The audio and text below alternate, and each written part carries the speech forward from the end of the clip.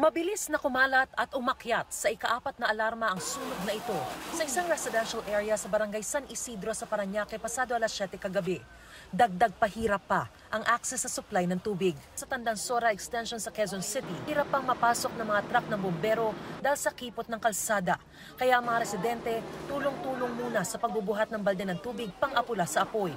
Ang matandang babae na abutan naming iyak ng iyak dahil nawawala ang alagang aso. Napag-alamang kasama na pala sa natupok ng apoy. Halos kasunod lang ang pagsiklab din ng sunog sa Macopa, Banawe sa barangay Santo Domingo, Quezon City. Base sa datos ng Bureau of Fire Protection, mas mataas ng halos 24% ang mga naitalang sunog sa buong bansa mula January 1 hanggang February 28 ngayong taon kumpara sa parehong panahon noong 2023. Mas marami ring sibilyang nasawi at nasugatan. At bumberong nasugatan ngayong taon kumpara sa parehong panahon noong 2023.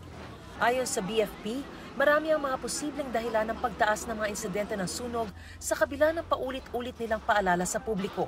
Kabilang na raw dito ang El Niño nararanasan ng bansa ngayon. Meron din pong factor din po yung sobrang init po ng panahon. Hindi dinidibdib ng mga tao talaga yung, yung pag-iingat sa sunog talaga, ugali po talaga, Hindi ganun ka-safety conscious. Nag-ensayo na ang mga bombero sa buong bansa para sa gaganaping kick-off ceremony ng Fire Prevention Month 2024 na gaganapin sa 1 ng Marso.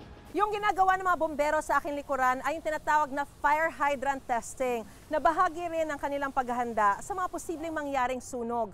Gusto kasi nilang matiyak na sapat yung pressure o buga ng hydrant na ito para makaakyat ang tubig sa fire truck. Hello, Ate Liz. Gusto niyo ibang city, ma'am?